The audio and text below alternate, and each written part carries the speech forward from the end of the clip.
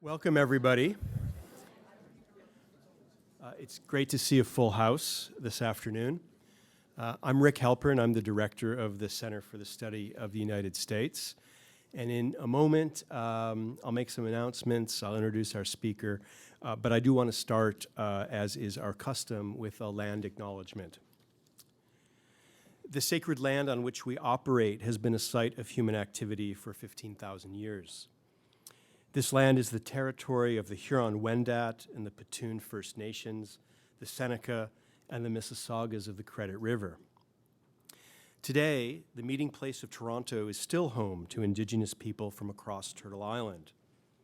Our intersecting communities are comprised of those native to this land, Indigenous peoples from other territories, as well as settlers who have come here by choice, force, or otherwise a result of settler colonialism and imperialism. The Truth and Reconciliation Commission 94 Calls to Action reaffirms that treaties with Indigenous peoples must be lawfully honored. We are all treaty people and are responsible for honoring and upholding those agreements. We are grateful for the opportunity to work on this territory and to share the space with you. Now, this is the third and final event in our series, Democracy at the Crossroads. And it's really nice to see people who've been at previous events here. And to pull off something like this, we did need to pool resources from a number of units across the university. And I want to take a moment and just acknowledge those other units that have contributed to the series. The School of Cities gets mentioned first because they immediately responded to my appeal earlier in the year and responded very, very generously, and we're exceedingly grateful to them. The Department of Political Science, the Department of History, the Center for European and Eurasian Studies, Equity Studies at New College, the Center for Diaspora and Transnational Studies, and the Women and Gender Studies Institute. I also want to extend a special welcome to students, particularly the students from Will Riddell's course here in American Studies that's looking at American elections, and students from Paul Laurie's course at York University. And as I've said at the previous events, I think we really do need to figure out ways to collaborate more closely with our colleagues at York and bring our students together. And I can tell you that one of the really great things to have happened over the course of the term has been bringing the York students together with our U of T American Studies students. And I also want to draw your attention to the fact that we have recorded previous sessions. Our first session with Jamelle Bouie is up, and our last session with Guttenplan from The Nation is also live. And then earlier this calendar year, at the very end of the last academic cycle, we ran the annual Bissell Hyde Symposium that looked at the Constitution in crisis, and the keynote addresses from those presentations have also been recorded. And you can find these recordings on the recorded events section of the CSUS website. Also, at this point, I think I want to shout out to Sophie Brevet-Klein, who not only maintains the website and has gotten these things up there very quickly, but also is the program coordinator and program advisor for American Studies, and she's sitting over there. So, although we're in a different location than the previous events, a larger room, we're going to follow the same format. Our speaker will talk for about 50 minutes, and then we'll have a moderated question and answer period during which we will circulate microphones for you. I'll keep my eye out for people, but it's a larger room, so if you do have a question, be sort of visible in signaling to me. And we won't be able to get everybody in, but I'm going to try and balance different parts of the room. I'm going to try and balance students with faculty, men and women, and so on, and hopefully we'll do an adequate job with that. So let me introduce our speaker. Keeanga Yamahtta-Taylor is a professor in the Department of African American Studies at Princeton. She's the author of Race for Profit: How Banks and the Real Estate Industry Undermine Black Home Ownership. She's also produced From Black Lives Matter to Black Liberation, and she's edited How We Get Free: Black Feminism and the Combahee River Collective. She was awarded a MacArthur Foundation Genius Fellowship in 2021. She's a scholar of race and inequality in public policymaking and the various ways that Black communities have challenged or resisted these constraints. She writes extensively on race and politics, Black social movements and organizing, radical activism. She's currently working on a project that examines the retreat in the 1980s from the earlier promise of civil rights. Many of you know her as a contributing writer to The New Yorker and as one of the founders and editors of the new journal, Hammer and Hope. And I might also add that she is from Buffalo, New York, a city that has managed over the 20th century to produce more than a few historians. Richard Hofstadter is from Buffalo. She's also a proud graduate of Bennett High School, as are other people in this room. So without further ado, can I call Keeanga up to the podium?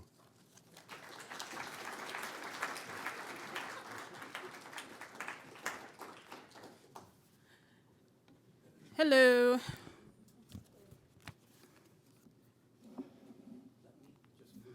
Okay. The next slide, which will be your smiling visage again. There you go. All right. Thanks, everyone, for coming. Thank you to the organizers for inviting me to come talk about this topic a couple of weeks before this god-awful election finally materializes, which is a hint at what I'm going to talk about. So I'm going to talk about the dynamics of this presidential election in the United States, but also, as Rick indicated in his introduction, I work on race and public policy, but also social movements and how people respond to inequality that is created through social movements. So I also want to talk about why this is happening, not just from the narrow purview of electoral politics, but the much broader question of where the social movements are and do they have any influence over this electoral debacle? Why is this race close? In the days and weeks before Americans vote for their next president, Donald Trump has reached deep into the gutter for his latest stump speech materials. He spent much of September insisting that Haitian immigrants in Springfield, Ohio, were stealing and eating the pets of locals. He said at one press conference in September, quote, "Illegal Haitian migrants have descended upon a town of 58,000 people, destroying their way of life." In his lone presidential debate against Vice President Kamala Harris, Trump claimed, quote, "They're eating dogs, they're eating the cats, they're eating the pets of the people that live there." Even as local officials insisted that nearly all of the Haitian immigrants in Springfield are there legally, Trump promised to organize a large-scale deportation of them anyway. More recently, at a rally in October, Trump traveled to Aurora, Colorado, to rail against immigrants he described as, quote, "animals, barbaric thugs, and sadistic monsters." As if to make his point, the campaign adorned the stage with life-size photos of the faces of Latino men. Trump's campaign has been fueled by racism, misogyny, homophobia, and a consistent and extraordinary display of bigotry, in person and via commercials bombarding swing states across the country. And yet this race is razor close. leaving us to guess who may eventually win. Even as Trump's campaign has offered little more than racist rants, lies, and a few incoherent economic policies, he stands as good a chance as Harris of winning the presidency.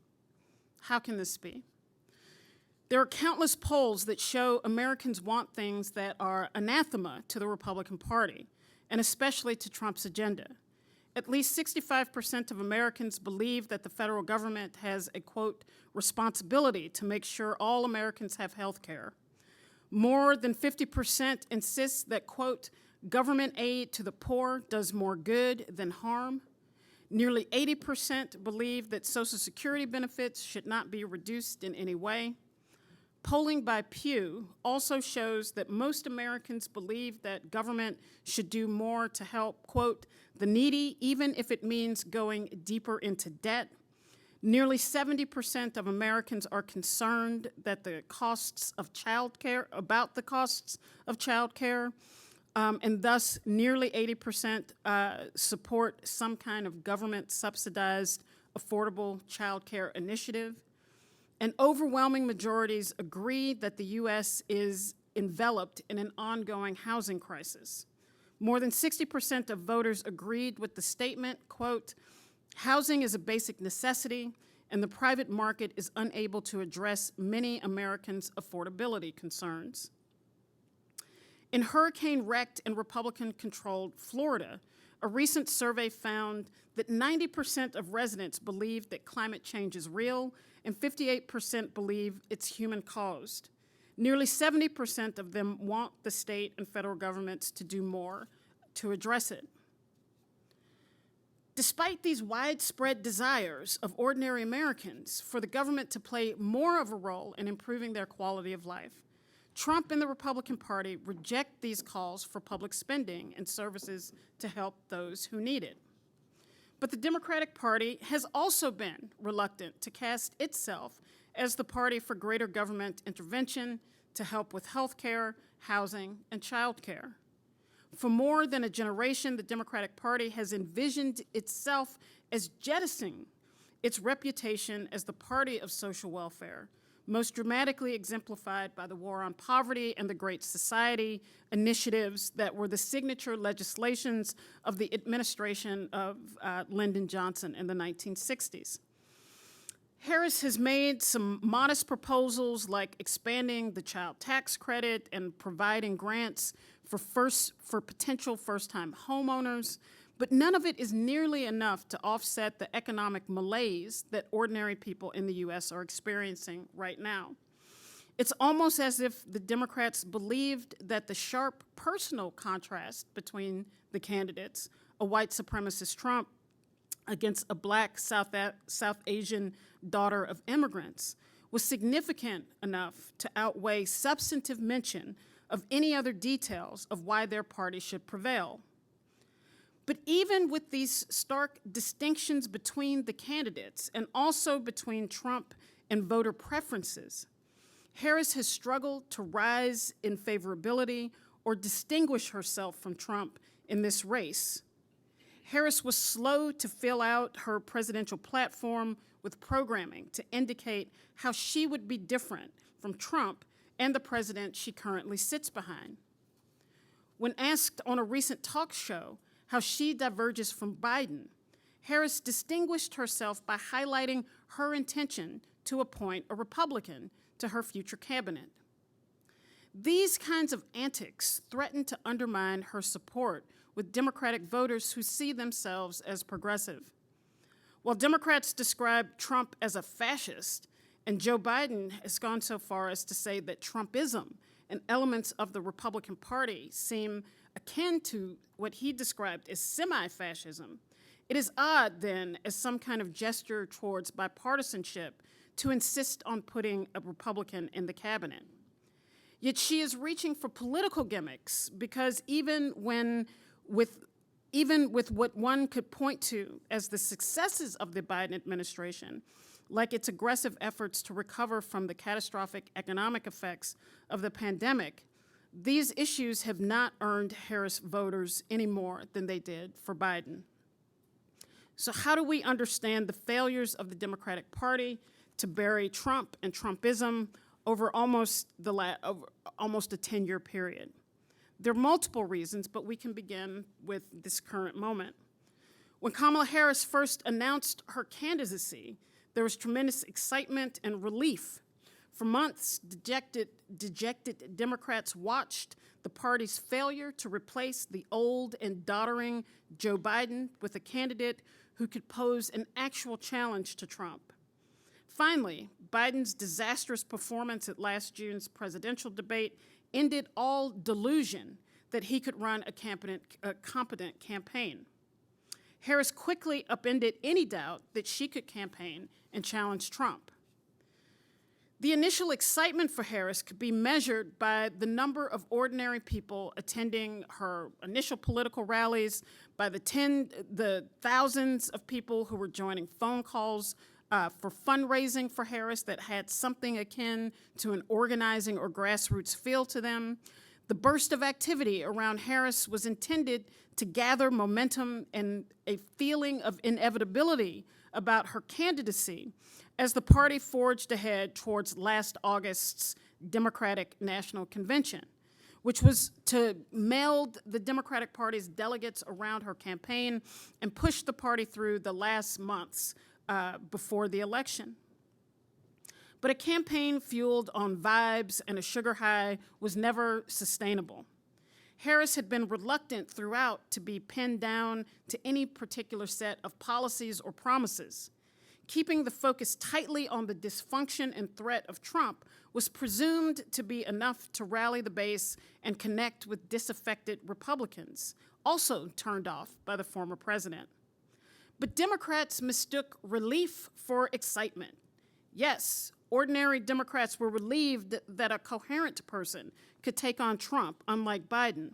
But the idea that vibes alone were enough mistook the political mood that had been gathering over the last 4 years. The DNC missed an opportunity for Harris to articulate a sharp departure from the political and economic status quo. Instead, the Democrats created an overproduced piece of political theater, organized the DNC, the convention in August, organized around the tone-deaf theme of joy.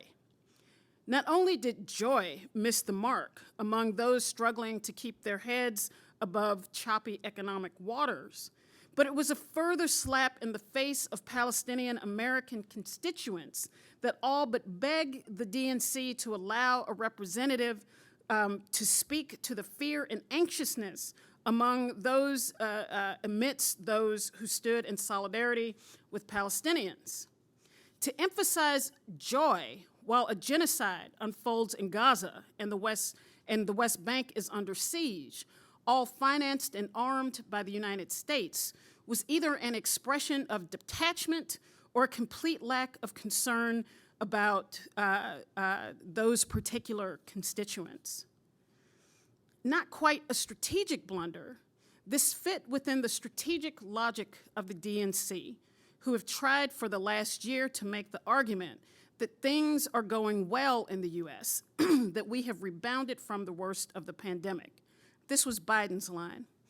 Harris has tried to find a middle ground of looking for bright spots in Biden's record to claim as her own, while also acknowledging the throw the bums out sentiment that had hamstrung Biden's candidacy. The media focused on the age of Biden as being old and out of it, but the crisis that confronted Biden's candidacy was much deeper than just his age. But Harris's unwillingness to deviate from Biden in any significant way has yoked her to his economic crisis. In any effort not to offend Biden or further divide Democrats, Harris has tiptoed around the economy and suffered the consequences of doing so. For nearly a year, Biden had insisted that everything was working and we had recovered. His strategists blamed messaging for his sagging poll numbers. But most people don't need the right messaging to understand their own economic position. Inflation has been devastating. reaching a 40-year high in 2022 in the US. Democrat insistence that inflation was dropping was true, but the rate at which inflation was dropping was not to be confused with falling prices. Inflation's impact on the cost of living undermined the significant wage increases that came with the tight post-pandemic labor market. The wells of support created by historic levels of government intervention during the pandemic have finally run dry. Savings accounts are feeling the pinch again. Employers have steadily prod workers back to the office. In cases like in Philadelphia, where I live, with the city government forcing workers back into the office with the expressed intent to use office workers to reignite the downtown economy. That was the explanation. We need people to buy things downtown. Last summer, the rate at which Americans are saving have devolved to historic lows reached during the recession of the early aughts. The pandemic cash has all finally been spent. As the layers of the emergency COVID state have been pulled back, the financial fractures, inequality, and widespread hardship still exist, threatening to get even worse. One measure is the dramatic growth of homelessness in the United States. There was already a 12% increase in homelessness from 2015 to 2022, and it is on the rise again. What is most disturbing is that the rate of homelessness is rising most rapidly among those who hold jobs. According to the Washington Post, a record number of over 650,000 people experienced homelessness on a single night in January 2023. The rise in houselessness cannot be understood outside of the collapse of affordable housing in the United States. 22 million people are spending more than a third of their income on rent, while more than 12 million spend half of their income to cover rental payments, a record high. Rents have been rising exponentially as property owners continue to try and recoup the pandemic losses on the backs of renters. Nationally, rents are 19% higher today than they were in 2020, and with virtually no checks or prohibitions on what landlords can charge, there is no end in sight to the free fall of millions of renters. With so much of wages and income of ordinary workers absorbed into rent, it is no wonder that hunger is also on the rise in the United States. Food insecurity in the U.S. rose by more than 13%, experienced by roughly 48 million people, as food costs soared to record highs. The precarious access to food and housing have created desperation. One measure of this particular kind of despair in the U.S. can be found in the growth of child labor across the country. Once a scourge of the early 20th century, it has been given new life in an atmosphere where Trump Republicans complain of industrial regulations, including checks against the use of children as workers, as business inhibiting, quote, red tape. The result has been a 44% increase in the illegal employment of children just in the last 2 years, once again, as the money has run out.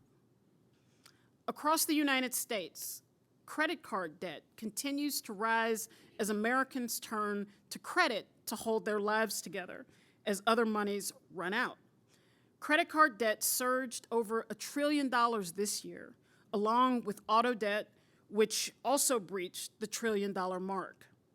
At the beginning of this past year, household debt in the United States had reached a record high of $17 trillion. Student loan debt is more than $1 trillion.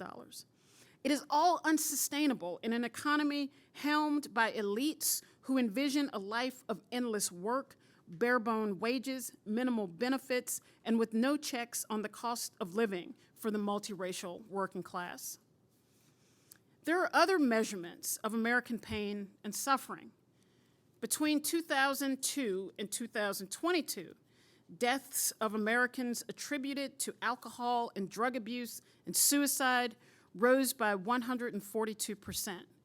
from more than 74,000 people to well over 200,000 within the span of 20 years. Prior to the pandemic, these particular deaths were described as particular to white working class people and described as deaths by despair. The turn to drug and alcohol or succumbing to suicide or other kinds of expressions of the loneliness and disconnection that hang like darkness around the necks of people who feel stuck with little hope of getting unstuck. Increasingly, the fragility of working class life is held together through all of these various kinds of dysfunctions. Economic uncertainty and insecurity are underwriting some measures of the skepticism confronting Harris's historic run. She has attempted to distance herself from Biden's record, but it is difficult to do so when you are the vice president. But the reluctance of some segments of the Democratic Party's core constituencies to embrace Harris point to deeper problems for the Democratic Party. Harris's weak support, for example, among black voters has been a canary in the coal mine for months, but has largely been ignored on the assumption that Trump's bigotry would cohere these voters into alignment with Trump until the last week, when you can always tell it's election time. That's when the politicians and the pundits are all of a sudden interested in what black people think. Instead, black support has continued to be a drag on Harris's momentum from the summer. Harris continues to poll lower among black voters compared to Hillary Clinton in 2016 and Biden's campaign in 2020. She has been stuck at around 80% with black voters who say they will cast ballots for the Democratic candidate in the coming election. Black women are Harris's biggest supporters, but the 83% who say they will vote for her is also a notable drop from the historic high of 96% of black women who voted for Barack Obama in 2008, and even the 91% who voted for Biden in 2020.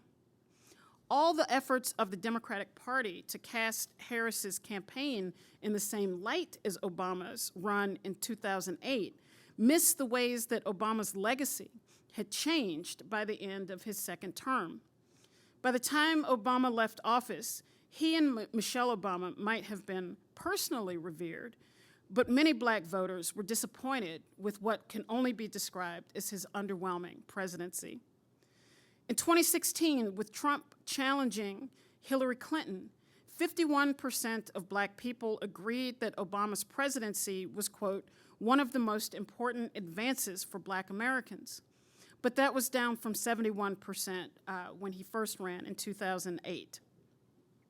Only 37% of African Americans thought his administration had improved race relations.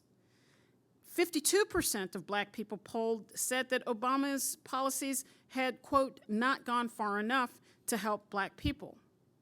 But the most important barometer of disappointment with Obama's presidency was the eruption of the Black Lives Matter social movement during the twilight of his administration.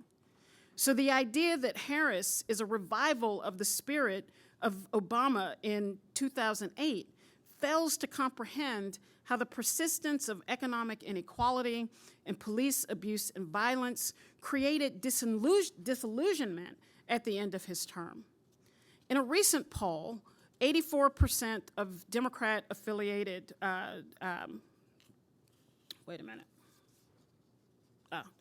a recent poll of black voters, 84% of Democrat-affiliated respondents affirmed that their party understands, the party understands the problems of people like me. And 75% agreed with the statement that the Democratic Party can, quote, fix the problems facing people like me. But when confronted with the statement that the Democratic Party keeps its promises, only 60% agreed. The unresolved crises of both the Obama and then the Biden administration, namely persisting economic inequality and the continuing problem of police brutality in black communities, have shaped many black voters' concerns and substantiated the claims that the Democrats don't keep their promises. Consider that nearly 3/4 of black people in the US today believe that the prison system was designed to, quote, hold black people back. Almost 70% believe the same thing about the police, according to Pew. 65% of black people believe that, quote, the economic system was designed to hold black people down, according to Pew. The numbers are even higher among black adults with a college degree. So the lack of resolution or even serious engagement with these issues is within the race for president has turned into a political crisis that now threatens to undermine Kamala Harris's campaign. History is not cyclical, but in fact, it is cumulative. This is a better context within which to understand the small but clearly significant appeal of Trump to some black men and a modestly increasing number of black women. Instead of addressing the specific concerns of black voters that black voters have with the Democratic Party, former President Barack Obama took it upon himself to intervene with one of his infamous scolds of a black audience. In early October, so just a few weeks ago, during an election appearance in the swing state of Pennsylvania, Obama dismissed the erosion of support for Harris among black men as sexist. Quote, part of it makes me think that, well, you just aren't feeling the idea of having a woman as president. That may be part of the mix, but the underlying assumption that Democrats are simply entitled to black votes without having to account for their record is part of a larger political problem that is coming home to roost. Moreover, these black voters, even if they identify as Republicans, should be in play. According to New York Times did a big poll of black voters a few weeks ago, nearly 60% of people who identify as Republicans, as black Republicans, make between $25,000 and $50,000 a year. They are working class.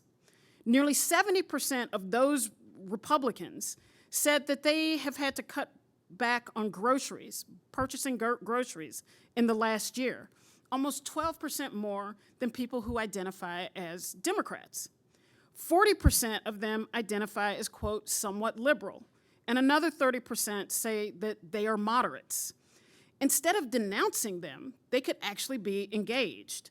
But the bigger issue for the Democratic Party is not the defection of black voters to Trump, but the potential indifference of black voters to the election more broadly.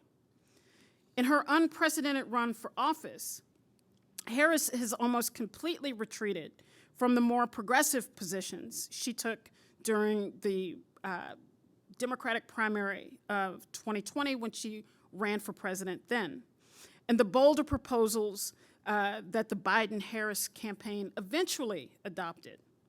These promises, designed to convince millions of young people protesting in the street to cast their vote for the Democratic ticket, included increasing minimum wage, paid family leave, subsidized childcare, canceling student debt, free college, all these things that are crazy ideas in the United States, and other big government expenditures, some of which were realized in the $2 trillion American Rescue Plan Act that was signed by Biden in March of 2021. The Democrats won in 2020 with 81 million votes on the backs of these huge promises, the most votes in American history. But in this election, even though ambitious government proposals are still popular with wide swaths of the electorate, Harris has returned to a political message that emphasizes the supremacy of capital, marginalizes the role of the state in public expenditure, and has legitimized Trump's law and order rhetoric on the border and wherever black and brown bodies need to be surveilled or policed. She has deftly avoided any mention of the 2020 protest that are the reason she was selected as Biden's running mate in the first place. Where in 2020, the Democratic National Convention in their Democratic Party platform wrote, quote, this was 2020, "We must heal our nation's deepest wounds, not fan the flames of hate. Democrats will root out structural and systemic racism in our economy and society and reform our criminal justice system from top to bottom because we believe Black Lives Matter. We will ensure that our nation continues to prize diversity and compassion and welcomes those who yearn to participate in our great democratic experiment by creating a humane 21st century immigration system that benefits all Americans." When crafting their party platform for 2024, the Democratic Party removed its opposition to the death penalty from the platform for the first time since 2012. And since her ascension to the top of the ticket, the DNC has essentially excised any influence of the Black Lives Matter social movement that suffused the party's 2020 political platform. It has simply been airbrushed from history. Indeed, in the Harris and Walz 80-page platform, the words racism, inequality, diversity, and police brutality are nowhere to be found. It's a strategy that risks Harris's standing among the core constituents of the Democratic Party, including Black voters. And it may threaten her influence among other voters as well. In focusing on the future, Harris avoids talking about the past. She has defined her campaign as, quote, "a new way forward." But this framing, once again, intended to both distinguish her campaign from Trump while also distancing herself from Biden, has left her campaign unable to politically contextualize and explain, for example, the inflation experienced during Biden's term, which Republicans have blamed on excessive spending through all of the rescue programs that were created because of the pandemic. Instead of embracing the popular pandemic-era programs and the bolder aspects of Bolden's legacy, expanded unemployment insurance, student loan relief, antitrust measures, climate investments, and pro-union stances, and pledging to reintroduce or expand them, Harris acts as if it were all a mistake, to move beyond in favor of some nebulous future. So it's not just Black men or Black voters in general that Harris trails behind. For example, she is 22 points behind where Biden was in 2020 with 18 to 29-year-olds. She is off with ordinary working class people without college degrees, so on and so forth. To understand Harris's retreat from progressive positions in her 2020 race, the larger context matters. In 2020, Democrats were forced to run on big government promises in the face of historic protest. The protests were obviously in response to the brutal murder of George Floyd, but they were also in reaction to the ineptitude of the Trump administration's response to COVID. At that time, debate raged over whether anything should open up, even though there were no vaccines in the United States. People wanted to stay home, but without the threat of poverty or eviction. These were the debates happening in the midst of the influence of a new left that had come to life through Occupy Wall Street, Black Lives Matter, and the growth of the Democratic Socialists of America, and then, of course, the rise of Bernie Sanders. These left formations shaped the political discourse of redistribution, redress, and restoration. Just weeks before COVID emerged and months before the 2020 rebellions of that summer, Bernie Sanders was the highest polling contender to win the Democratic Party primary and represent the Democrats as its presidential candidate. But those efforts were thwarted by the leadership of the Democratic Party, leaving Biden as the safe and predictable choice. So when protest emerged, Biden had to appeal to the dissidents and compromise to consolidate the political forces surrounding his nomination. It worked, but what was left was politically fragile. The 81 million people, again, the most in American history, voted for Biden's new agenda. But this wasn't a flex of the strength of a new left. It was its death rattle. Biden won, but it was a weak victory. Trump also garnered the second highest total number of votes in American history, with 77 million cast for him. So while Biden may have been committed to the agenda he ran on, the Democratic Party was not. Democrats controlled the three wings of government, but failed on Biden's economic agenda. The American Rescue Act was passed, but it was mostly emergency legislation, not permanent fixes to the economy. In 2020, after Trump's defeat, I wrote the following in The New Yorker in an article titled, "Voting Out Trump is Not Enough." I'm going to obnoxiously quote myself here. Quote, "The outpouring of the public into the streets in response to the failures of the American state began during the Trump administration. But the pressures of the pandemic and the absence of any federal unemployment aid since July are not going away. The pandemic is as bad in the U.S. today as it has ever been, if measured by the daily count of new cases. The pressures created by the absence of federal assistance since July are peaking. After this election, tens of millions of black voters once again will be praised for saving the party, even as they continue to die by the thousands. They will expect more than just congratulations. This past summer, the resurgent Black Lives Matter movement tasted its power and its ability to interrupt the usual political conversations which have so often left the needs of black communities behind. The movement that changed the political fortunes of the Democratic Party through fevered efforts to get out the vote is here to stay. Changing a corrupt administration for an inept one will be hard to accept when there is so much at stake. Indeed, one of the surprises of this election was the gains made by Trump among Black and Latino voters, especially in South Texas.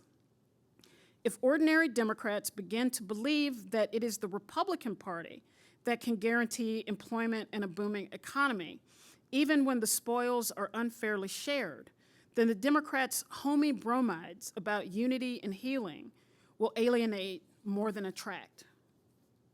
Close quote. But I was wrong about the lasting power of the movement that made Democrats relevant in 2020. Indeed, the left was in no position to challenge the Democrats to do more. Many, including Sanders, had bargained away their political power for a seat at Biden's table. Not just elected officials, but activists tied to Black Lives Matter had played roles in the compromise with Biden's administration to turn anger in the streets into votes. Access turned into a reluctance to mobilize against the president that they had worked to elect. We saw the durability of those ties when it was the progressive left clinging to Biden in the final days of his campaign, fearful that whomever replaced him would leave them on the outside looking in. So the story about this election is not just about the machinations of the Democratic Party and who they can turn out. It is also very much about the political left in the United States and its relative weakness in this moment of growing fascism and the incredible threat posed by Donald Trump. With the country deeply polarized in the aftermath of the 2020 election and the collapse of the American left onto itself, very little existed to weaken the influence of the rising right. In the face of the backlash against the Black Lives Matter movement, the broader forces of anti-racism and other residues of the so-called new left that formed under Obama and Trump has all but disappeared from public life. This has meant that in the face of intensifying Republican attacks, there have been inconsistent responses. And those responses have been disproportionately reliant upon legal maneuvers, lawsuits, elected officials, and other kinds of technocratic answers to what is essentially political crisis. What was especially troubling is that in the 6-year span of the social movement against racism, its initial rise, and then its resurgence in 2020, the organizations affiliated with the anti-racist movement had difficult to access entry points.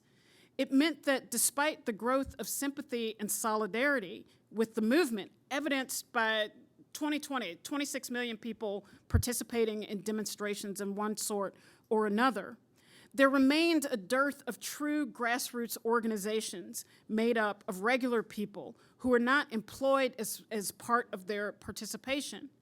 No mass organizations emerged out of the most significant movement against racism in 2 generations.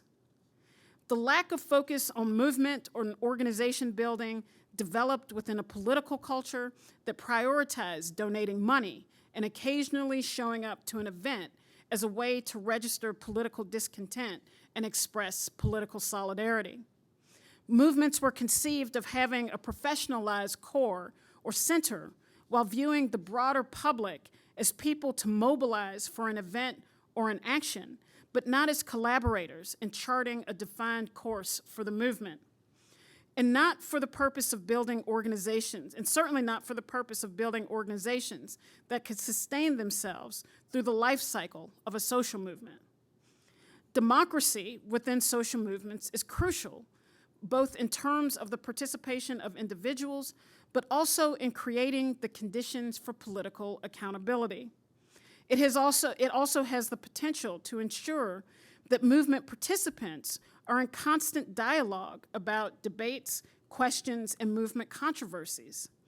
Without these, political passivity takes hold while deferring to those in the know. And typically, those in the know are those who are paid staff within an organization. This raises questions about the relationship between paid staffers and the constituencies they see themselves as representing. And this dynamic of professionalized activism embodied in paid staff and executive leaderships can result in indecision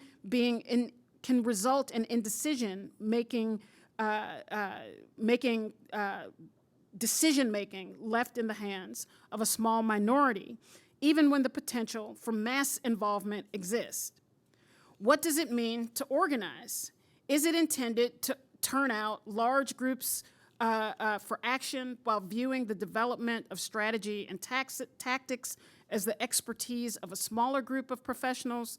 Within the landscape of Black Lives Matter, there appears to have been very little effort on the part of organizers to actually organize the wide wells of sympathy and solidarity, not for nefarious reasons, but most of their conception of politics was shaped by this nonprofit world of paid staffers as the hyperactive center of politics with a much larger and passive milieu and periphery.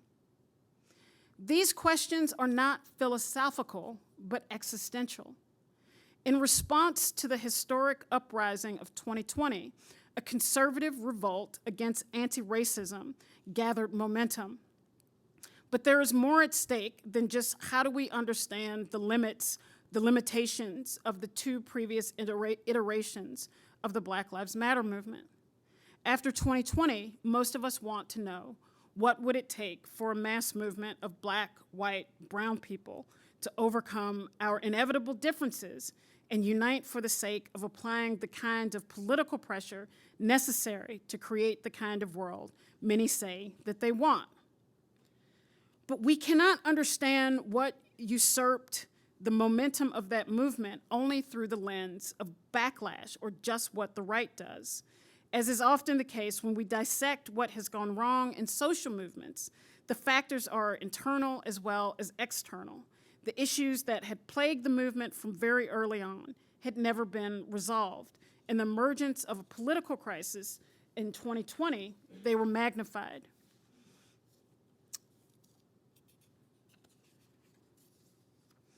As the GOP cranked up its outrage machine and orchestrated a backlash, as the powerful protest of 2020 moved out of the street, Democratic Party leaders shrunk away from their promises of transformational change.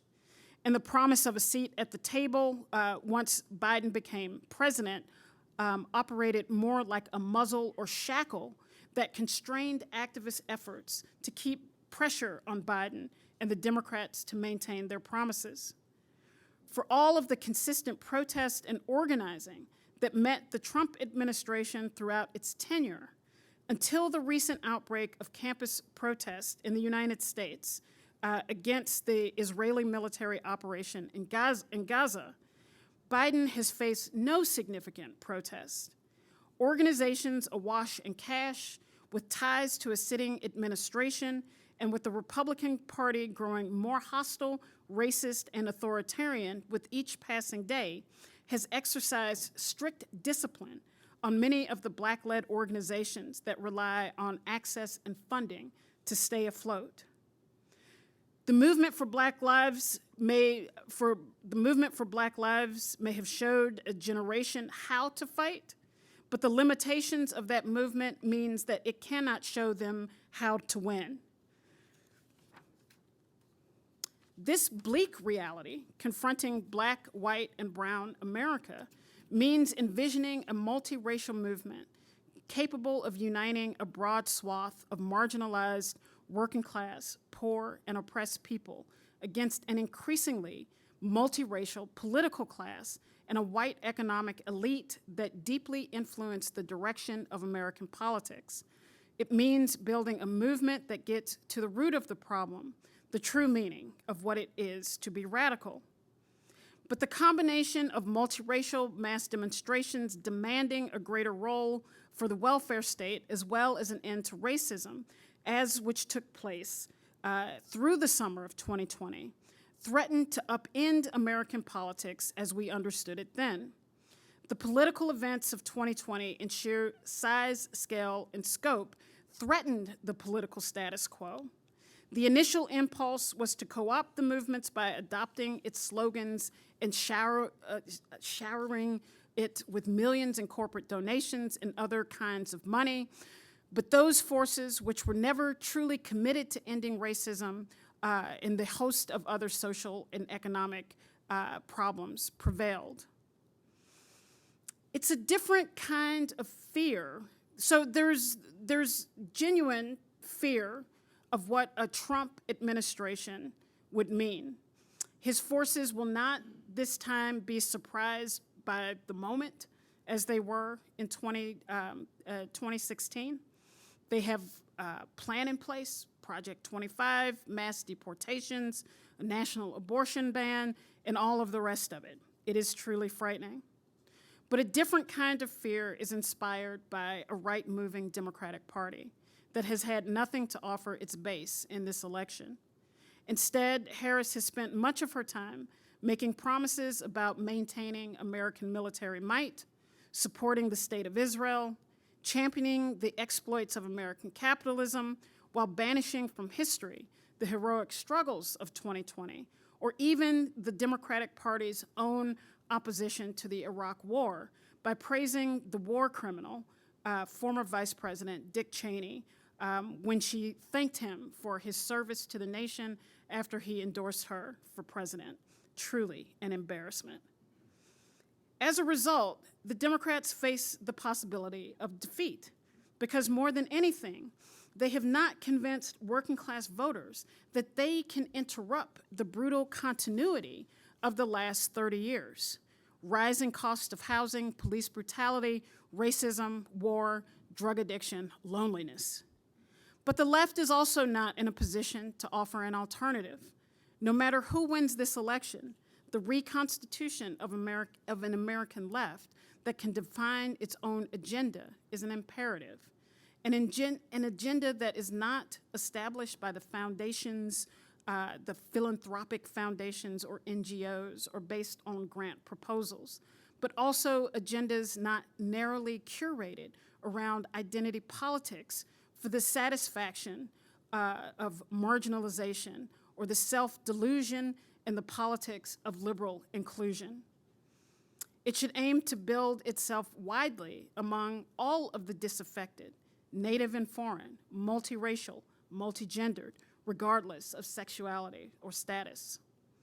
That is the challenge facing us in the coming weeks, no matter who wins this election. Thank you.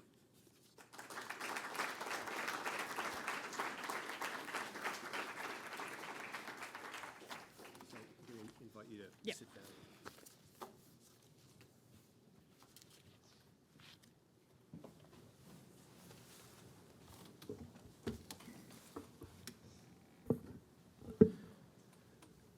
That's a lot to think about, as sober and bleak as it is.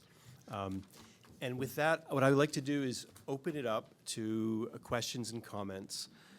If you are going to speak, do signal, because we do want to place a microphone in your hand, not so much because we need amplification, but we are recording the proceedings. And I do ask you to try to keep your comment or your query as concise and on point as possible. So I see someone right over here with his hand in the air. We'll get you a microphone in just a moment. And is there someone who also wants to follow? Front row, Leah, right here will be next.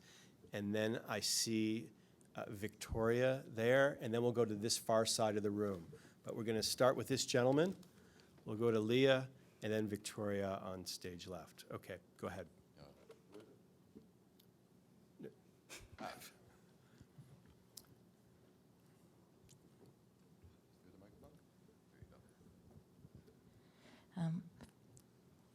Firstly, thank you very much for this very inspiring talk. I just wanted to ask. Do you mind standing up so I can? Of course. I'm having a disembodied experience. Okay, thank you. So one of the main ways that we can support greater understanding of the issues that is going on in the United States is greater political literacy. So what are some of the ways that we can kind of encourage neutral understanding of some of the big issues that are impacting voters, things like the economy, things like social issues? How can we push that out into the public so that way people are getting the knowledge that they need to provide a criticism of what the government is, or what either party is currently doing? And yes, thank you. So how can you educate the public here about what is happening in the United States? Either in Canada, but also in the United States as well. Like, how can American voters get to know more about the issues that are impacting them? I mean, that is the question. I mean, it's one of the big questions, especially in a campaign that is so engorged in misinformation. And, you know, I think that this is one of the things I have been thinking about is the way that the Republican attacks on knowledge and history and the peddling and misinformation is often obvious and over the top. You know, they ban books and ban curriculum. One of my books has been banned in the state of Florida. You can't talk about Black studies. You know, Florida has banned the teaching of sociology in state schools. And so their approach is over the top. But I think that when Kamala Harris describes Dick Cheney's service to the nation as something we should revere, is also participating in a kind of deep and grotesque misinformation and distortion of history, as well as leaving out the movement of 2020, which paved the way for her to be vice president in the first place. And the danger or perniciousness of it isn't just we should have facts for the sake of having facts, but it helps us to understand the political moment and reality that we currently occupy. And so I think, how do we get this information out? I mean, I think it's connected to the larger issues I raised about the weakness of the organizing culture in the U.S., which limits that. That is something that has to change, and that we have to really forge a space for independent politics that is not tied to the ups and downs of the electoral cycle, to be able to diffuse information that is not bipartisan, but that looks critically at the political situation as a whole, that can inform how people respond to that. Thank you. Can we move the microphone over here to Leah in the second row?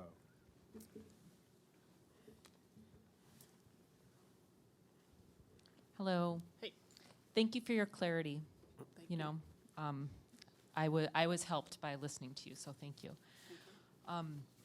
My question is, well, okay, so as you spoke, I observed your outlining of how precarious life is for the majority of American, working class and so-called middle class, just working class people, Yeah. right? Debt, we're depending on credit cards, our medical bills. Yep. It's and inflation.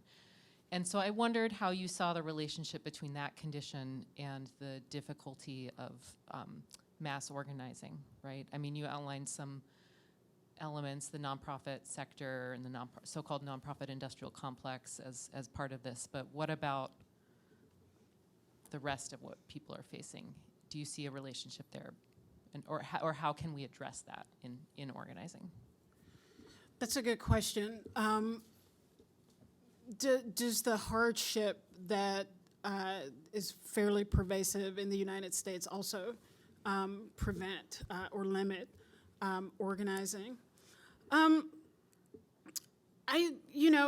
think that is certainly possible. I also think that there are moments in history, in American history, where the hardships have been much more intense, and the organizing has been as well.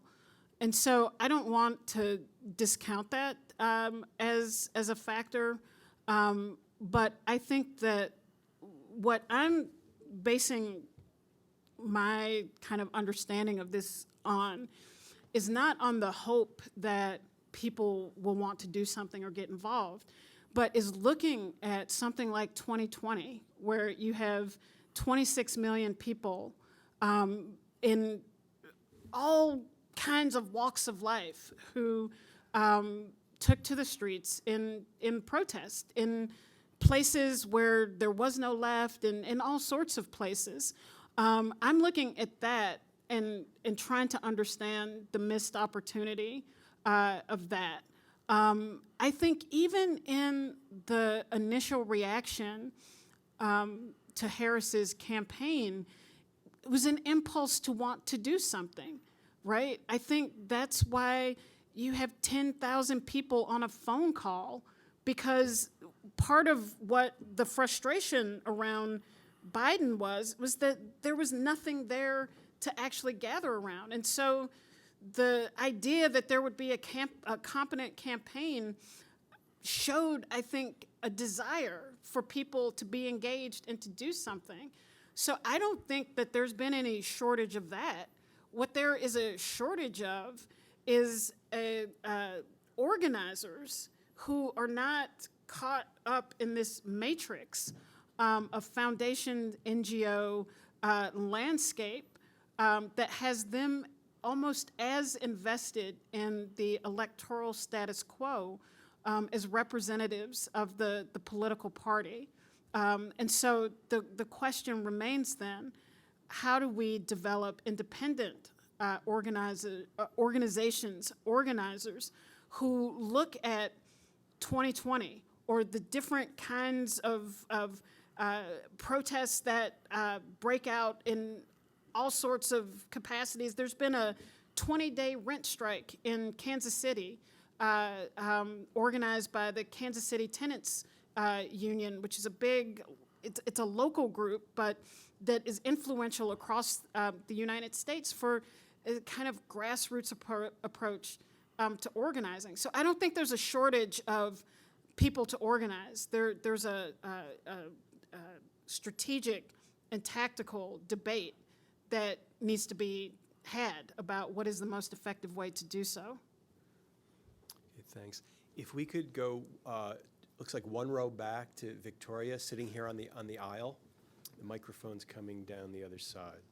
And then we'll go back to this far side of the room. Okay. Hi, Keeanga. Thank you so much for your in-depth analysis of the state of play, which I think have a lot of us just kind of sitting here trying to figure out what to make of it. My question for you is really about Kamala's strategy as she's carrying it out in these final weeks. So I think what we saw this week was, her sitting with Liz Cheney, taking questions from concerned Republicans, her going to Texas and going to kind of surprising places, really. And please correct me if I'm wrong, but maybe being in less of the places she needs to be, like working class places, like unions, places like this.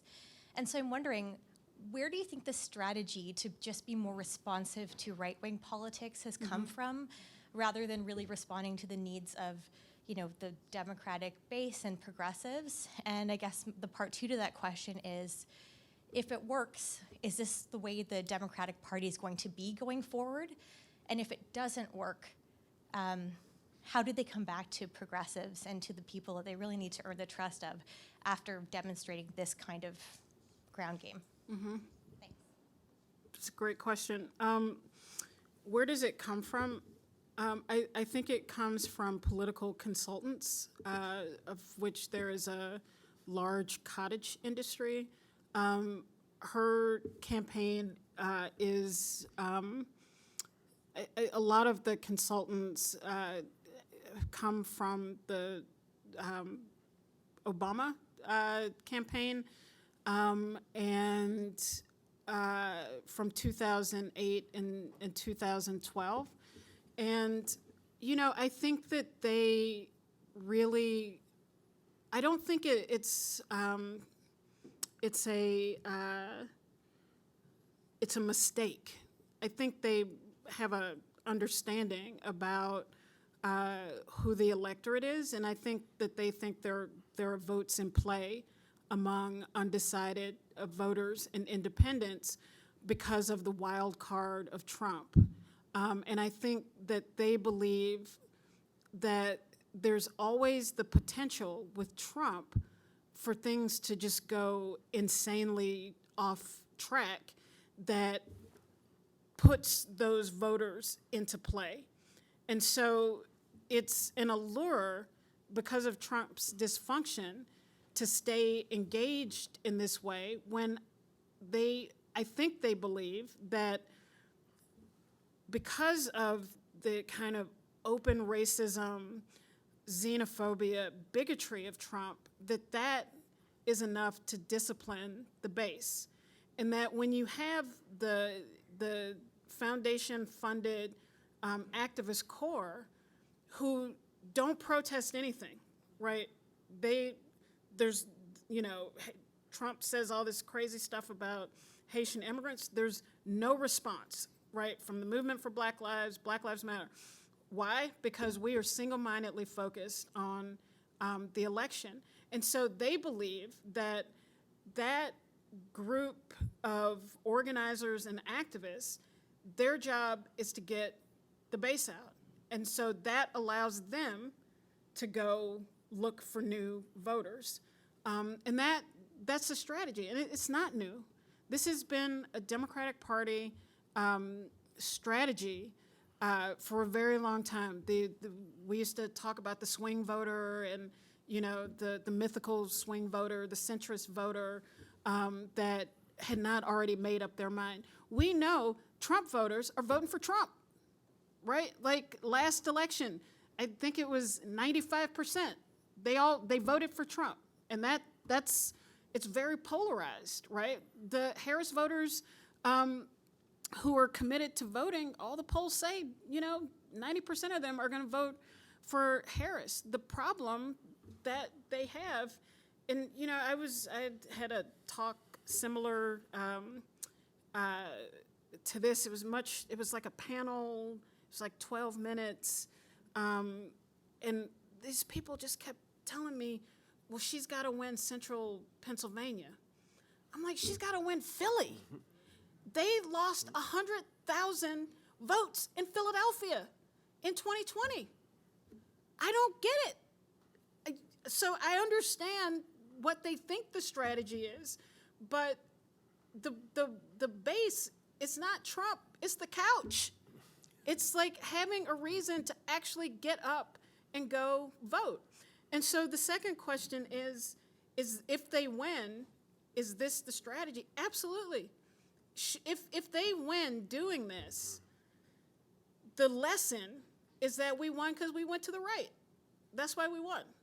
And so that's why this is a long-term problem, because the Democratic Party continues to leech working class support. And so what this does, if they're to, and I don't know what it will look like, I mean, to be perfectly honest, if they win, this race will be so tight that the Republicans will make Congress ungovernable. They will not, the Trump-Vance will not concede. They will tie this up in the courts to try to get it to Trump's Supreme Court, and it'll be complete and utter chaos. But what the Democratic Party will take from this is that we have to go right in order to be electorally competitive, because that is their natural resting place.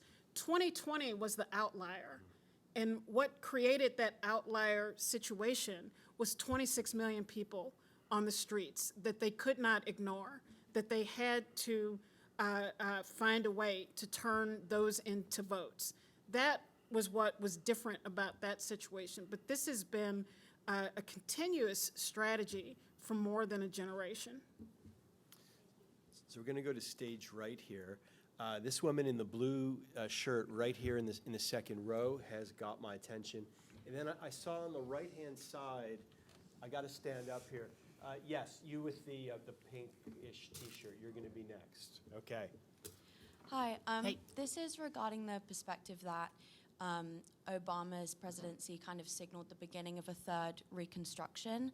And I was just curious about your view on that, whether you would kind of agree, and if so, how Kamala could kind of continue that, or as you've discussed with her campaign so far, if that's kind of just been forgotten. Yeah, Obama's campaign certainly was not a third Reconstruction. I mean, if we're talking about the same Reconstruction, this idea of a multiracial democracy that is where the powers of the state are used for a kind of greater inclusion, particularly of African Americans, and greater access to the benefits, the supposed benefits of American society. No, I mean, I think Obama ran on that idea. I think that the election of 2008 coming in the shadow of, I mean, this is what is so grotesque about praising Dick Cheney.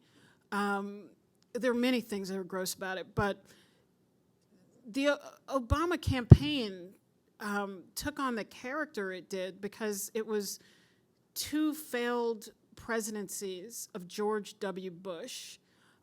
It was the humiliation of Hurricane Katrina, where thousands of black people were left to drown in New Orleans. The horror of the Iraq War, a war started with a lie that we now know resulted in the deaths of 1 million Iraqis.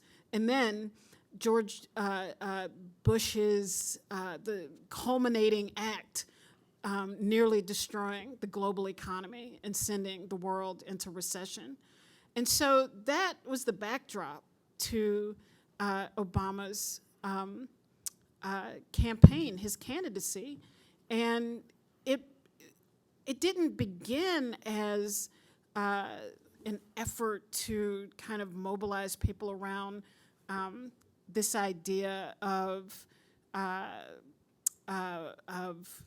what it eventually became, which was his campaign positioned itself to essentially say that this was the fruition of the civil rights movement. That, what was it? Rosa sat so Martin could march, so Obama could run, right? And he embraced that idea as a candidate that his election was the next step.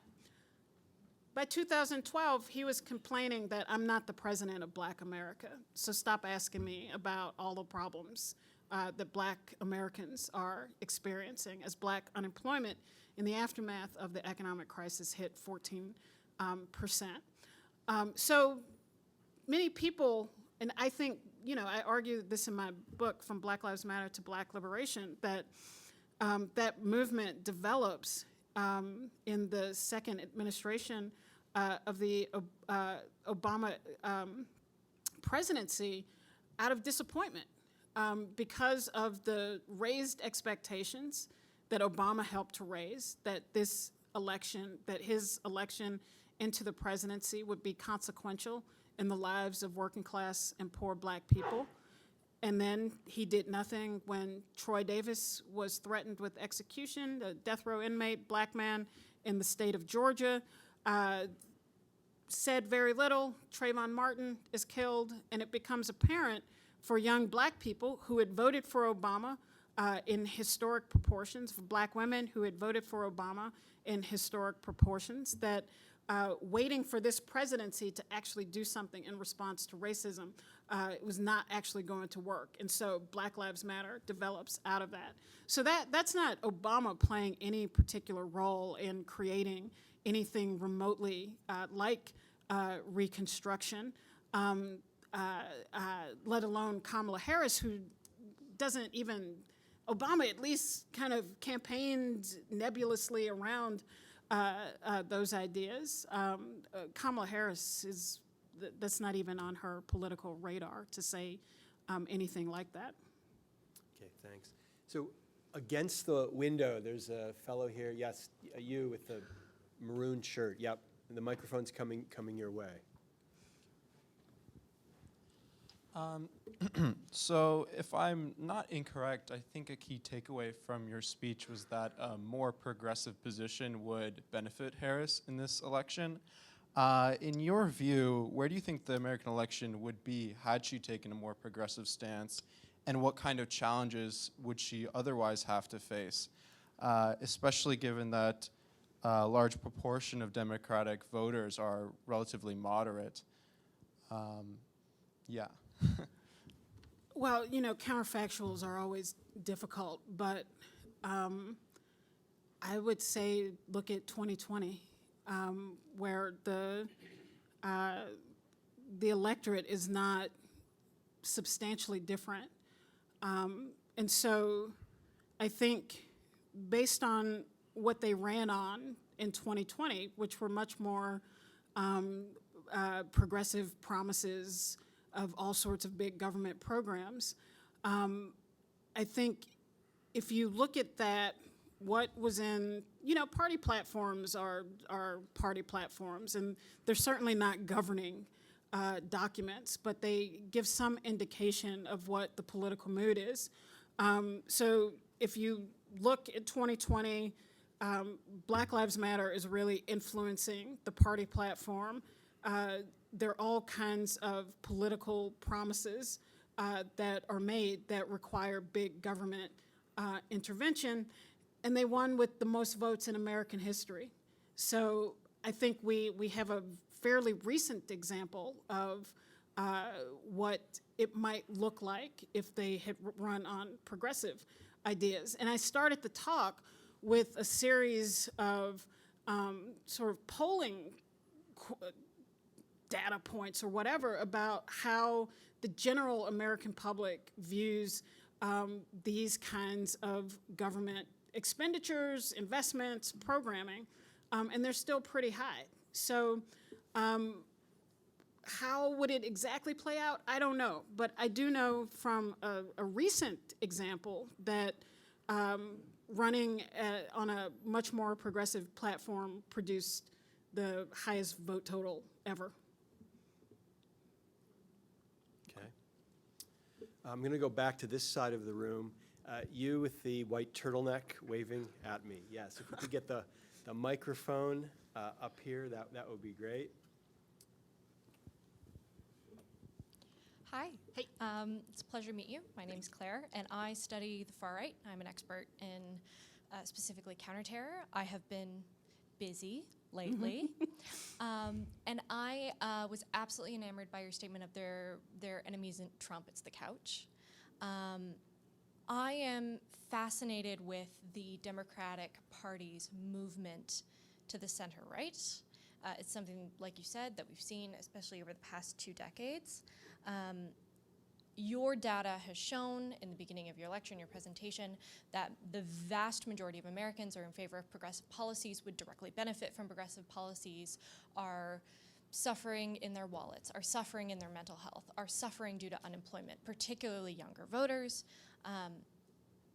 And in perhaps an overly Canadian analyzed way, are we due for a third party run, a proper third? I'm not talking about Jill Stein, or I'm not talking about Yes. Kennedy. I'm talking about a Dixiecrat situation, either from the left of progressive politics, where perhaps the Bernie Sanders AOC camp of progressive politics moves, to their own caucus to take a shot at the presidency. Trump is in his early 80s. When he becomes too old to run, hey. He might not leave. Yeah, but yes. Don't make me Yeah. say the other thing. Yeah. He's not going to be around forever. And the Republican contingent is going to have to reform in a different way.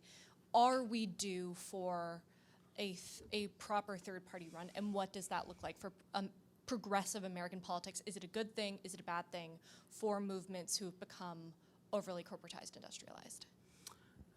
Yeah, I mean, I think it's overdue in the U.S., and I think, I mean, I just think are we due? It's overdue, but this is not part of the natural life cycle. It's a question of politics. And the one place where Democrats and Republicans unite is in squashing third-party initiatives. The Democrats are, whatever you think of Jill Stein, and I have very dim thoughts of, this person who emerges every 4 years, shakes off the mothballs, and, jumps into a presidential race. But, Republicans and Democrats work together in some places the Republicans work to put her on the ballot, but often with third-party challenges, they work together to basically keep it 2 parties. And so I think that getting to a third party where it's a viable thing, I think can only happen in the context of some kind of political movement, some kind of social movement, which essentially breaks into the process itself. I don't think that it will be a kind of calm, peaceful, normal course of action, because I think that both parties have too much to gain from the status quo and have worked over and over again historically on squashing outside interference with the spoils of their system. I'm going to go back to this side. How about right here in the front, this gentleman here? Sure. And then I see several questions in the back. I have to stand up to really see. So we're gonna go here. Deb back there, she'll be next, and then I'll go to this side of the room in the time that remains. Okay? Hey. Hello. Thank you for your talk today. It was really insightful, and I've really been enjoying the Q&A section particularly. Thank you.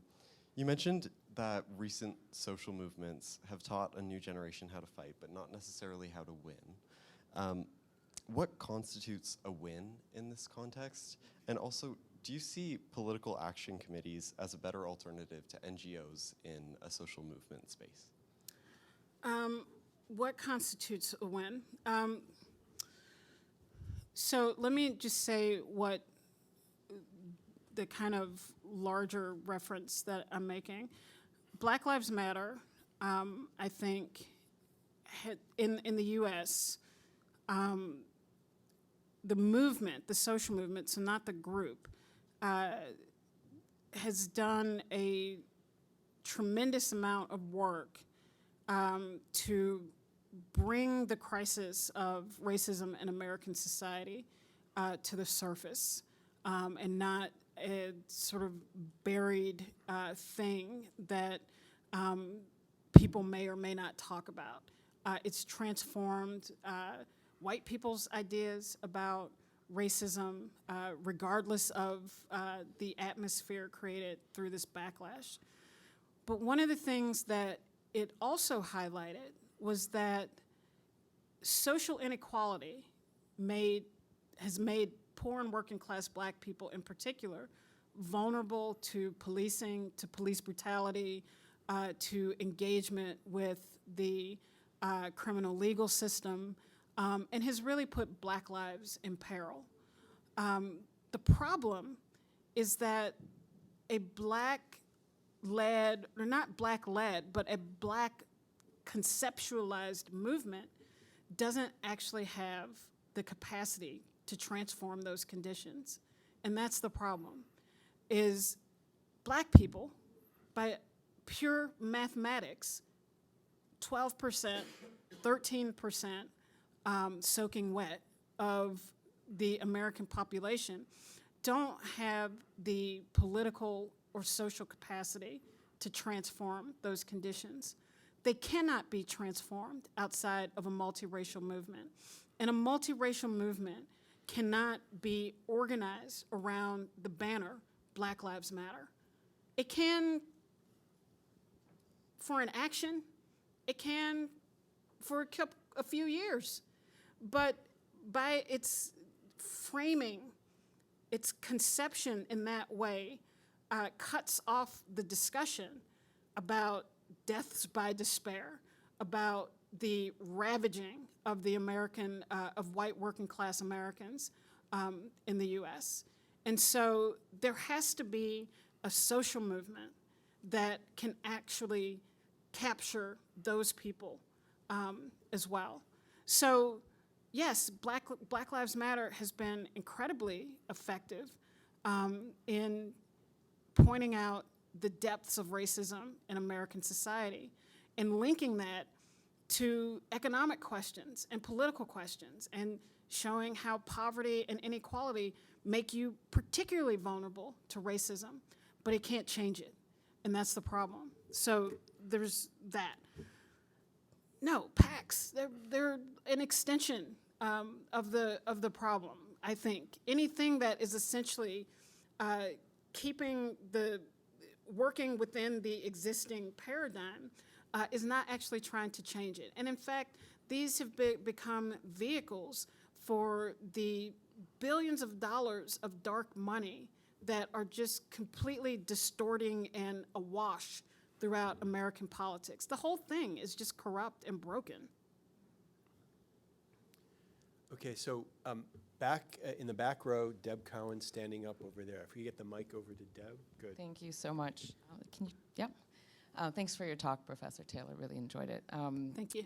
Yeah, lots to talk about. I guess my mind went to a lecture I attended from my kitchen on Zoom last night from Maura Finkelstein. And for those of you who aren't aware, she's a Jewish anthropologist, tenured Jewish anthropologist who was fired, or it looks like, I think it's still in dispute, but she's been, has the kind of distinction of having been removed, one of the first professors, if not the first, having her tenure removed for political speech. And the ironies, of course, as a Jewish professor for being accused of anti-Semitism are, common today. Yes. And two of the things that stuck out for me in the conversation, which was really beautiful, it was a really inspiring, one of these many things we go to, was on the one hand, the praise for the kind of Gen Z courage in this moment, which I think is really warranted. And then on the other hand, a kind of discussion about the new McCarthyism, but the distinction of this moment, as the panelists were talking about, is the use of force. So it's like a McCarthyism with force. So I'm thinking about, absolutely this kind of colonization of politics by NGOs. Like, I think this is a theme we've been, kind of fighting out for a long time, and now it's met with kind of social media and the kind of logistification of knowledge circulation and all that.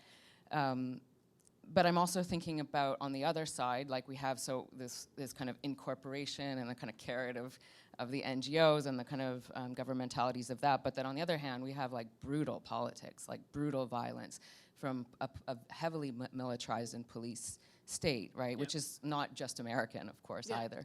And so I'm thinking also about like the ways in which Palestine itself, but also kind of wider anti-war movements, because we have Sudan, we have the Congo, we have so many movements, and the deep anchors of the American political economy, of course, in militarism, and then also with what you were saying about how, like, what happened to Black Lives Matter, and of course, like, if you go to any Palestine protest, the Black students are at the fore, right? Yep. And they were at our encampment here as well.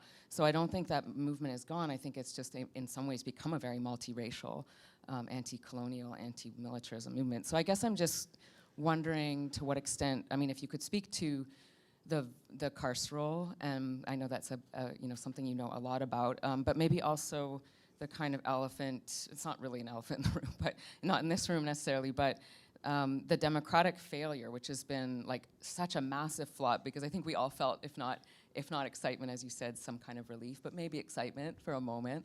But the flop being this absolute fear, right, of talking about anything really, and because of, and we feel it in so many spaces. But I guess I just throw out those two questions. Thanks so much. Thank you.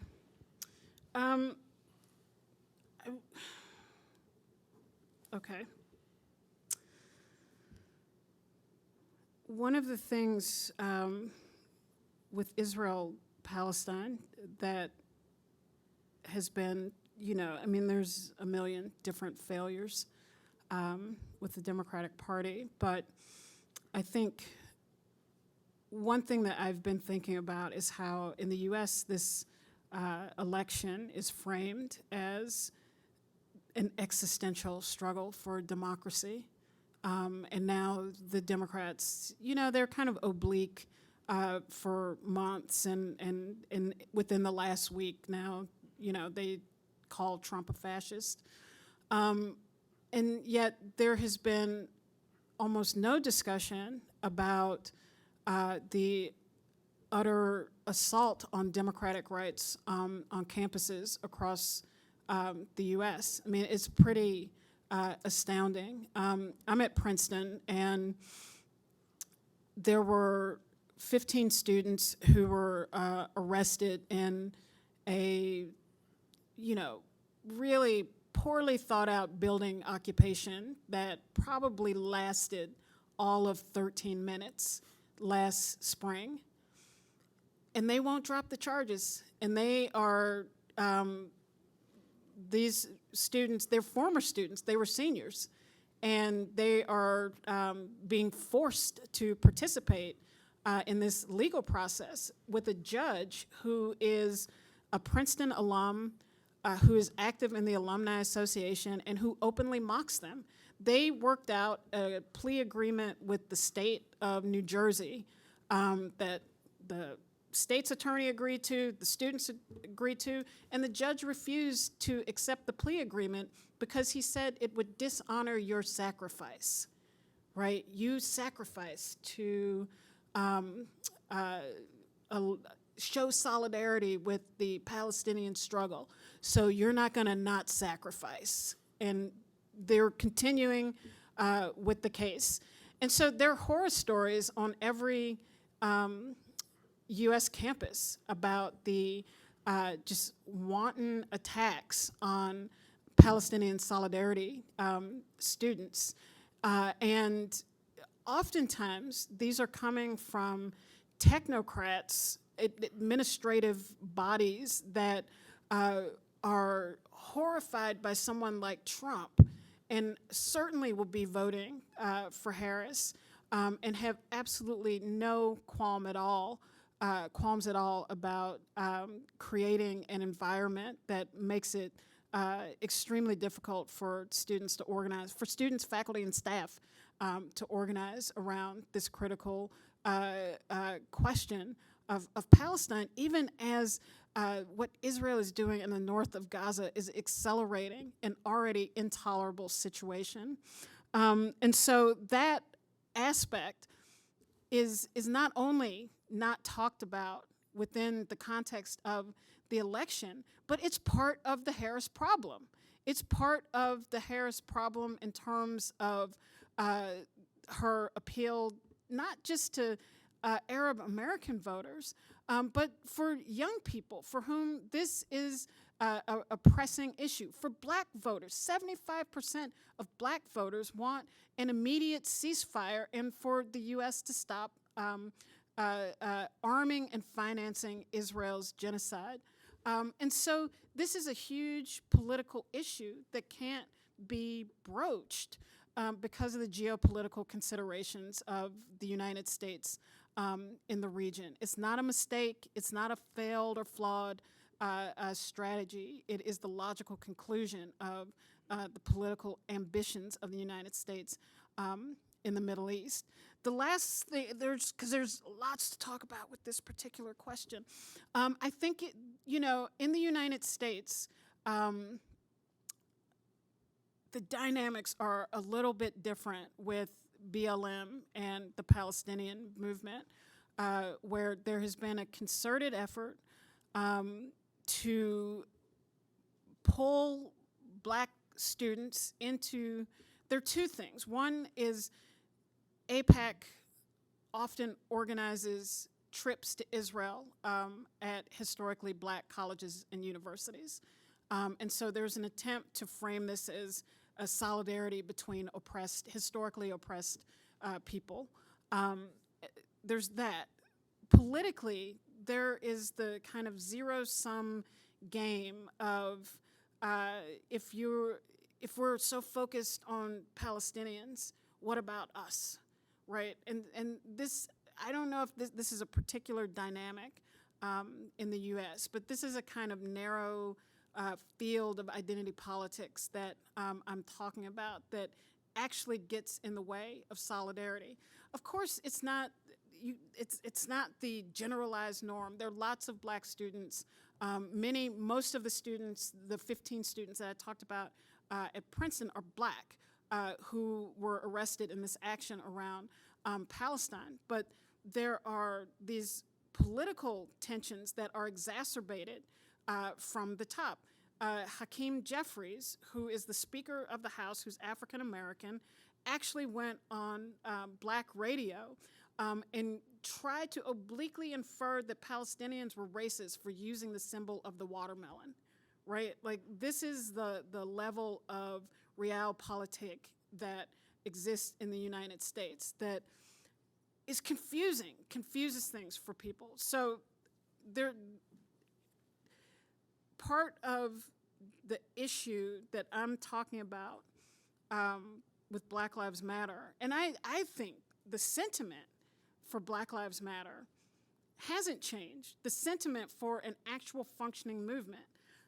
But I think that there is the lack of political culture, the lack of political culture, meaning where people talk about, debate, argue about politics, has been damaged. The lack of political accountability, where people are held responsible for the decisions that they make, including collaborating with the Democratic National Convention, and the lack of democracy, where people who are affected by this movement have absolutely no entry point or say about what the movement does, so that Patrisse Cullors in 2020 can decide on her own that she's going to the DNC and speaking on behalf of Black Lives Matter. What? Yeah, because she made that decision. So that's a crisis of democracy, accountability that comes from a political culture that sees politics as get the vote out, or whatever the staffers come up with as the political agenda, and not as coming from what does the movement need next? What is the next step for our movement, regardless of what time of election season it actually is? I think we have time for one more question. I'm going to go to this side of the room, and Emily Gilbert here up towards the front, second row. You'll get the last question. Thanks so much. Of course, Keeanga will go last. Thank you. Now there's a lot of pressure, I feel, to follow up on all the great questions that I come before. And thank you so much for the presentation and all of these amazing answers. I was just curious, thinking about the way that you were foregrounding the talk in terms of the aspirations that people have, and yet the votes that are going against them. And in the discussion of all the crises, all the many crises, one that I didn't hear was COVID-19. And I wonder, like, the last election was like 9 months into the pandemic, where people were really looking for support, medical care, mental health care as well. But then there's been a backlash. And maybe I'm asking this question from a particularly Canadian perspective, where we saw the backlash in Canada coming a few years or months even into it as being all about articulations of freedom. And we want to be free. We want to be free of all these restrictions. And I wonder, in the discussion about democracy, where this language of freedom is, and where the idea of freedom is, and how Trump typifies a certain kind of freedom. I'm going to do what I want. I'm going to say what I want. I'm going to be that kind of guy. And there's a desire for that. I think there is for some people. So maybe just a couple of things there about freedom. Where does these notions of freedom come in? How are they being articulated? And maybe how, like, the most recent crisis, or one of the more recent crises, might factor into an election that was held, like, in the mix of high COVID. And now we're seeing kind of that fading a little bit. I mean, some people still really suffering, but just a few reflections. Yeah, thanks so much. No, thank you.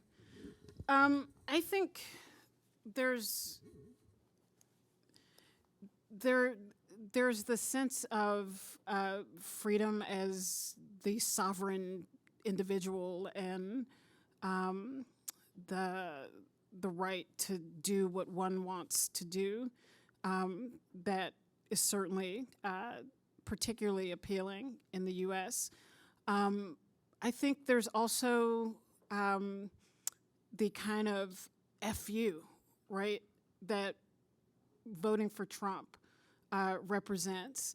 I've seen plenty of coverage of some of these Black and Latino men who, some of it is a kind of solidarity around this toxic masculinism. There's that part of it. I don't think that's the entirety of it. But there's also a sense of the Democrats expect Black people to vote in a particular way, and without having to give up anything in order to get that vote. And there's anger about it. I think I was shocked about the statistics concerning these Black Republicans, that they're basically working class people who in no other way, aside from defining themselves as Republicans, overlap with most of the white men or white people who consider themselves to be Republicans. 40% of them say that they're liberal, right? There's 70% say they haven't been able to, they've had to put stuff back at the grocery store. And 57% of them make under $50,000. I mean, that's crazy. And why aren't they voting for Democrats? And part of that, Trump has tapped into the idea that these people are just playing you, and you're a sucker for playing along with it.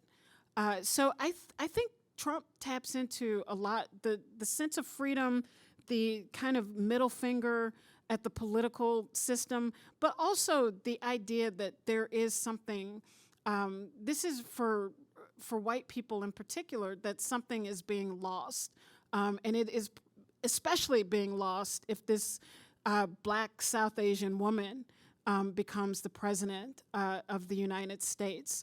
And so it's a different kind of aspect of grievance politics that is not, it's part of what has been done to me, what has been done to us, but also meshing with this idea that the country really is being taken away from them.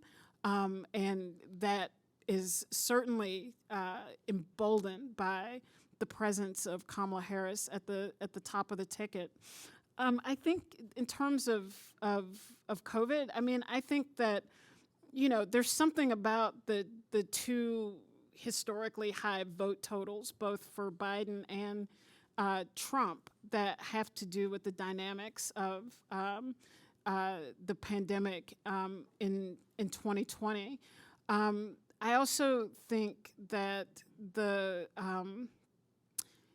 even still, I think one of the things that Americans, after 2 generations of attacks on even the idea of a welfare state, benefited from a welfare state. I mean, people were getting checks and hoarded that money until it's just running out now. The stimulus checks that people were receiving, the enhanced unemployment. And it, if someone actually ran an honest campaign on what the state did and what it has the capacity to do versus giving the Pentagon $1 trillion every year, I think that would be an incredibly powerful campaign. But the problem is neither parties actually believe in that. And so the Democrats are just as anxious and ready to abandon the discussion about the expanded COVID welfare state.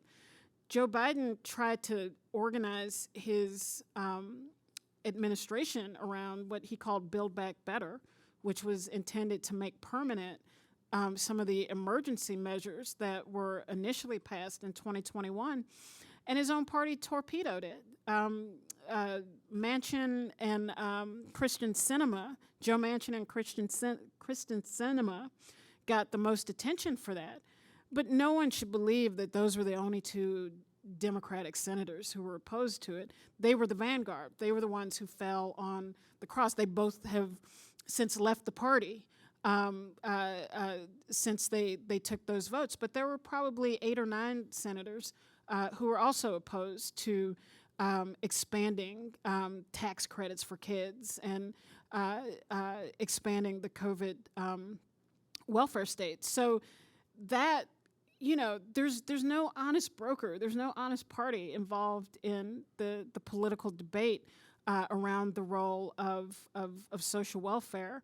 And it brings down the level of political debate. And when you have the left enmeshed with the Democratic Party, it means no one's raising this because they don't want to put the party on the spot either. So even as Biden's program was falling apart because of the role that Democratic senators were playing in pulling it apart, no protests, nothing, silence.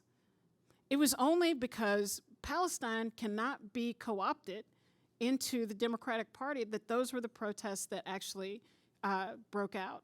Black Lives Matter, everything else can be absorbed in some form or fashion.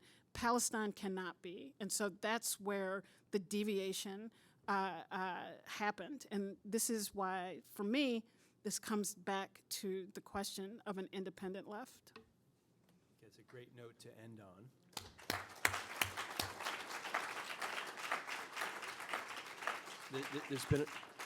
There's been a lot of cold water, but there's a saying that cold water is usually clear water.